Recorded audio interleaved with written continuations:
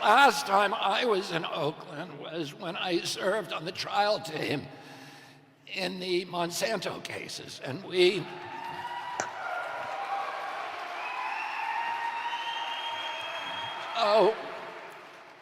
tried 2 of the 3 cases in this city. We won $289 million in the first, and then the third one, which we tried here, we asked the jury for $1 billion, and an Oakland jury gave us $2.2 billion.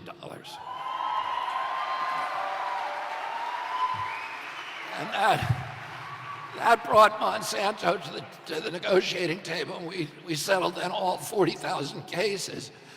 But I lived here for several months during that trial, and I got to really love the city. The Monsanto case was the latest in a lifetime of battles for me to get poisons out of our food and out of our farms and to restore our soils. That effort has consumed a lot of my life, and I wanted a vice president who shared my passion for wholesome, healthy foods, chemical-free, for regenerative agriculture, for good soils,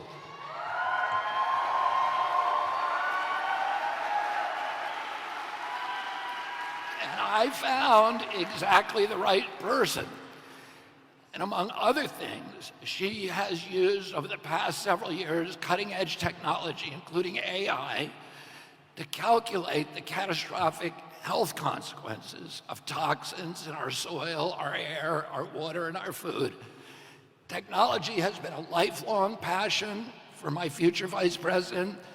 This is important because I also wanted a vice president who shares my indignation about the participation of big tech as a partner in the censorship and the surveillance and the information warfare that our government is currently waging against the American people.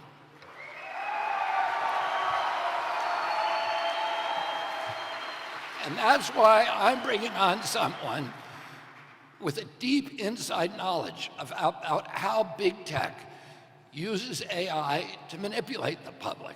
I want a partner with strong ideas about how to reverse those dire threats to democracy and to our freedoms.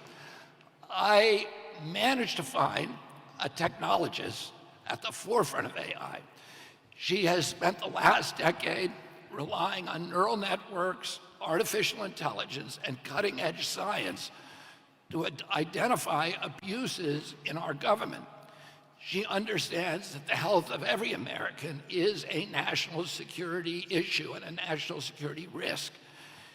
Her work has proven time and again that health drives our economy, that it is the foundation of our mental health, our national happiness, our ability to lead the world in innovation, in prosperity, and in peace. I also wanted someone who was an athlete, who could help me inspire Americans to heal, to get them back in shape. And I'm happy to report that my vice president is an avid surfer,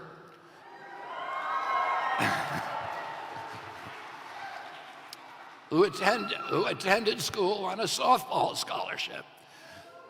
I wanted, right here in Oakland, I wanted someone who was battle-tested, able to withstand criticism and the controversy and all the defamations and slanders and perjuries that are thrown against anyone who embarks on a presidential campaign.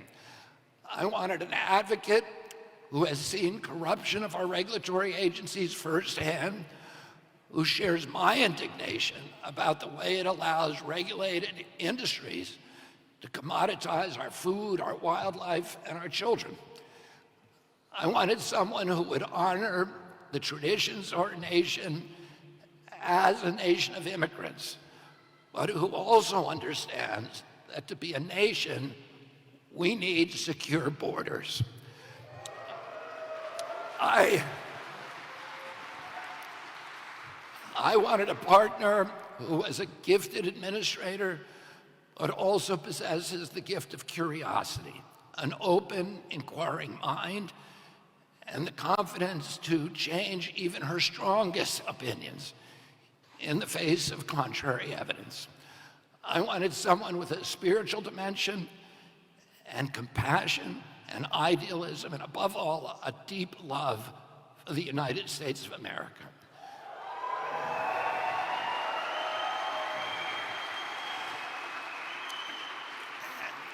And I found all of those qualities in a woman who grew up right here in Oakland, the daughter of immigrants who overcame every daunting obstacle and went on to achieve the highest levels of the American dream. So that is why I'm so proud to introduce to you the next Vice President of the United States, my fellow lawyer, a brilliant scientist, technologist, a fierce warrior mom, Nicole Shanahan.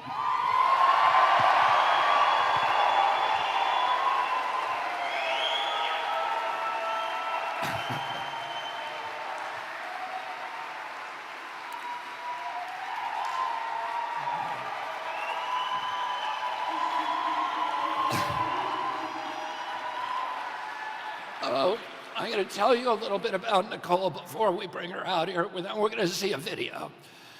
Nicole's personal story began in Oakland. She was the daughter of impoverished immigrants. She grew up on food stamps and welfare in this city, beset by many, many other unique challenges, all of which she overcame. Her very, very American journey took her to a career as a patent attorney and as a Silicon Valley tech entrepreneur and as a Stanford University fellow.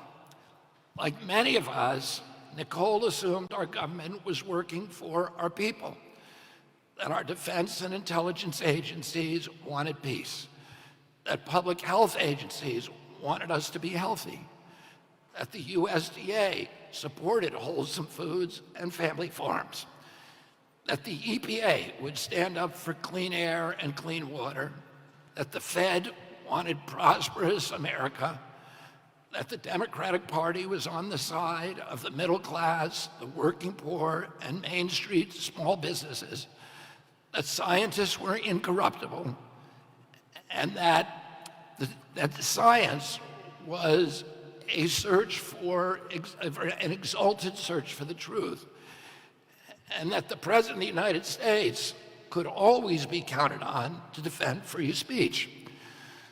I too used to believe those things. Do you remember those days? And she'll tell you that she now understands that the defense agencies work for the military-industrial complex, that health agencies work for big pharma, that the USDA works for big ag and the processed food cartels, that the EPA is in cahoots with the polluters, that scientists can be mercenaries, that government officials sometimes act as censors, and that the Fed works for Wall Street and allows millionaire bankers to prey upon Main Street and the American worker.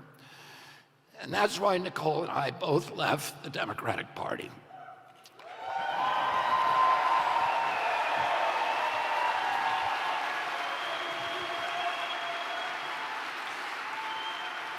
Our values didn't change, but the Democratic Party did. The things that we love are still the same. We love our families, our children, and our faith. We love clean air and clean water and productive soils and good food. We love the wilderness and our Purple Mountains majesty. And above all, we love our country.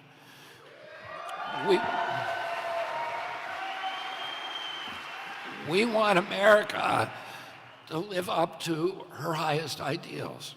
We want her to be an exemplary nation again, a global leader in freedom, opportunity, and responsible government. We want America to be a peacemaker, a moral authority. We want our children to grow up, as I did, in a country for which they feel love and pride. We want them to feel safe and to have every opportunity for dignity, prosperity, and community. We want them to have confidence in their futures. We want them to have the best education. We want America to be friendly to farmers and entrepreneurs. We want America to honor its veterans and its teachers. We want scientists to stand up for science and for truth. And we want our government to defend our right to free speech.